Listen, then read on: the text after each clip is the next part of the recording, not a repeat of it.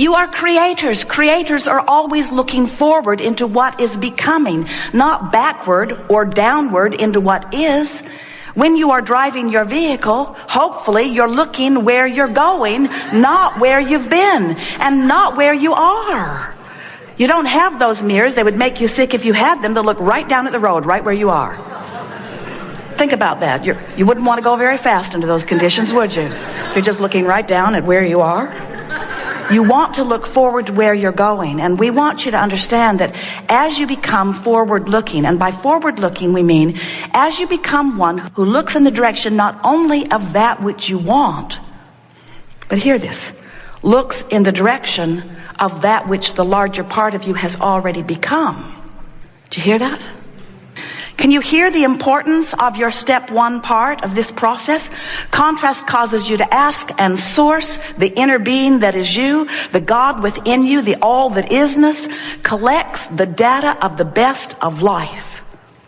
Now we want to ask you a question.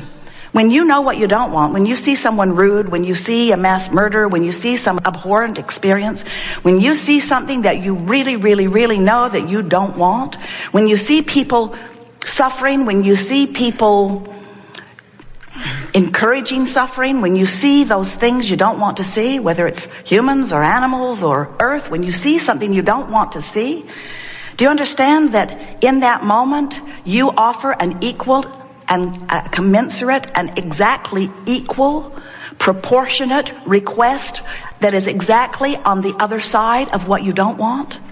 In other words, when you're really sick, you really ask for wellness. If you're sort of sick, you sort of ask for wellness. If you're sort of confused, you sort of ask for clarity. If you're really confused, you really ask for clarity. In other words, your request is always proportionate to what you are allowing yourself to live. And for that reason, in this time of greatest diversity, which is a good thing, not a bad thing, as you are mixing it up with one another, you are asking massively. And as you don't allow yourself as individuals to go in the direction of what you're asking for, it just causes you to ask harder and stronger and more often. So that the requests that this time-space reality are sending forth into the vibrational escrow of mass consciousness is bigger and faster and more than it has ever been before. This stream is moving fast, and the answering to what you are asking for is happening in greater abundance than ever before. This pool of abundance that you have requested is at its all-time high and getting greater in every day, which means your propensity for thriving is greater than it has ever been. Your propensity for suffering is greater than it has ever been also. Because it's always equal. In other words, when who you have become is more and you don't let yourself become it, you don't feel so good. Fortunately, as individuals, you don't have to wait for everybody to figure it out before you have the ease of alignment. You get to individually go with the flow of that which you have become, and when you do, you come into alignment with who you are. So step one is you ask. Step two is source answers. Step three is you got to find some way somehow to become a vibrational match to what you've been asking for. Otherwise, you don't get what you've been asking for, but that's not the worst part of it. It's not that you just don't get what you want. It's that you don't be who you are. That's the thing that makes you feel negative emotion. You don't feel negative emotion because you're depriving yourself, and you are depriving yourself because nobody else could ever deprive you of anything. But you don't feel negative emotion because you have deprived yourself of the lover you want, or of the car you want, of the resources you want. You are feeling negative emotion because you are depriving yourself of the state of being that you are. You are secure. And when you feel insecure, there's some depriving going on. And it's not us, it's you doing it. When you are angry, you are depriving yourself because who you really are is one who loves. When you do not have enough of something wanted, it is you who is depriving yourself. But what you are wanting is alignment more than the stuff you think you want. Now, we want you to want all that stuff. We want you because you're out here in the leading edge. Someone said yesterday, well, not so sure that this stuff I want is really as spiritual as I want to be. And we say, this stuff out here on the leading edge is the extension of what spirit is. There is nothing that is not spiritual about your materialism because you are the extension of source energy. But there is a physical aspect of you that is out of sync with the spirit that is you. Just as there are physical aspects of you that are in sync with the spirit that is you. So it is not materialism that is tripping you up. It is having asked for that which Source has endorsed and become, and then holding yourself in vibrational opposition to it that makes you begin to write books about the inappropriateness of wanting material things. There isn't anything that you want that is material that you want for any other reason than that you believe you would feel better in the having of it. So this is just our way, and we are thrilled at the aha moment you just had. This is just our way of reminding you that often you are looking for love in all the wrong places. In other words, you're looking for the purchase to make you feel better, or the love of another to make you feel better, or the accolades from the public to make you feel better, when all along what you want and need in order to feel better is to find vibrational alignment with the point of view that Source has about the same subject that you are focused upon. That's what you're looking for. You want to see the world through the eyes of the expanded Source. Now hear this, the expanded Source who has just newly expanded because of you. That's why you're so hooked into it. That's why it feels so personal. It is personal. You caused Source to expand, and when you don't take the expansion, you take it personal. You feel empty. You feel void. Those are too strong of words. You feel disconnected, still too strong. You feel resistant. Better word. You feel resistant to the becoming that life has caused you and us to become. So here's another way of looking at it. You came forth willing and wanting to explore contrast in order to add to the expansion of the universe. We stand in non-physical, eagerly experiencing the expansion that you have carved out, and steadily holding focus upon it and living it as a done deal, shining a light on your request and calling you toward it forevermore, knowing that at your time of absence of resistance, you too will reap the benefit of your request, knowing that as masses, you put requests in that sometimes your generation doesn't allow yourself to live because you're too busy factioning off in liberal or conservative battlefields and pushing against one or the other and using each other and what each other wants as your excuse to deprive yourself of the very thing that your collaboration caused you to ask for. But no worries. Source, all that is, took the expansion. And it is from that vantage point that new generations are born who will be born with less resistance. And while you'll leave monuments to your resistance all over your planet, you will leave monuments and books and all kinds of information for the new ones to read, and you'll do your best to remind them how awful it really is so that they will forget their God-given joy that they came forth with. Even though you try very, very, very hard, the natural process of the recycling of experience causes every generation to be less resistant than the last. So you, in your generations, you are setting forth very much in this vibrational escrow. We're going to call this the vortex of creation. You have contributed massively to this vortex that will benefit generations to come.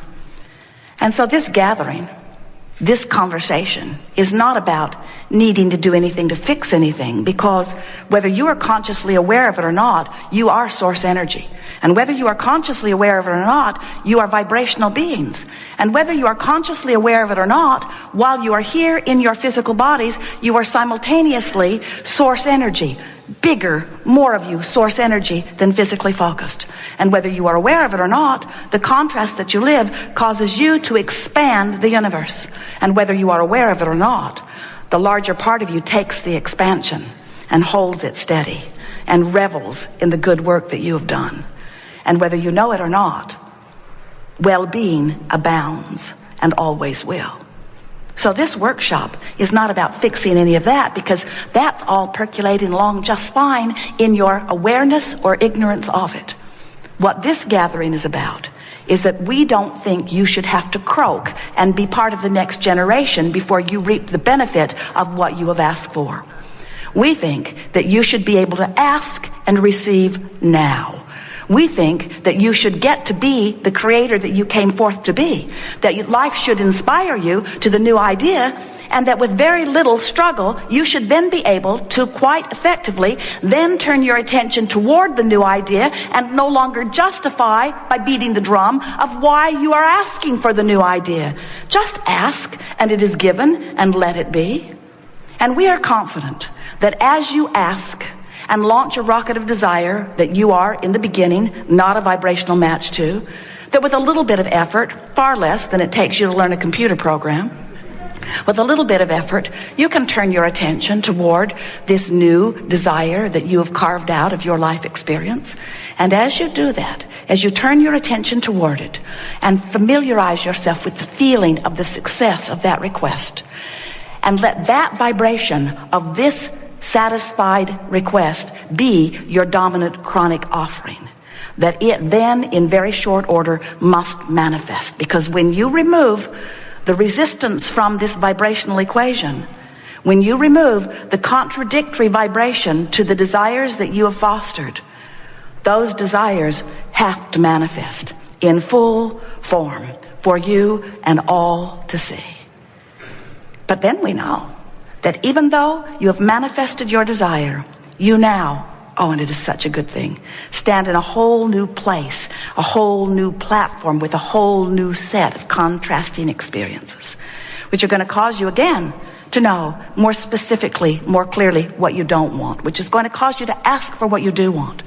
And we know that you have the ability, now you've asked with clarity, to turn and give your undivided attention to what you are now asking for, no longer beating the drum of your validation or justification or excuse for asking.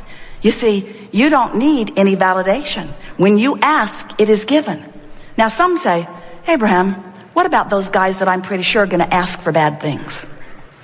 If they ask for bad things, will it end up in the vibrational escrow? Will it go to this vortex? And we say, first of all, you got to stop killing each other over who gets to decide what the good things are. In other words, you have a great amount of diversity in what you are asking for. And the assumption that you're the only one that is right is really an erroneous and not good for you assumption. But let's say that most everybody agrees that this one particular really extra special effects heinous act is really not something wanted. And let's say this person is smiling while he's doing it. And people say, look at him, he likes doing that. He likes dropping those bombs on those villages, or he likes taking his gun into that business office and gunning everyone down. And we say, no one ever in a state of alignment offers anything like that. When you have brought yourself into this vortex of creation that is the culmination of who you are, and when you align to it from inside that vortex where only love and well-being abound, you are not in that guarded, resistant, protective modality that makes you then erroneously believe the impossible thing that you can push away what you don't want and make it go away. This universe is a universe that is based upon attraction. Law of attraction is the manager of all of these vibrational frequencies.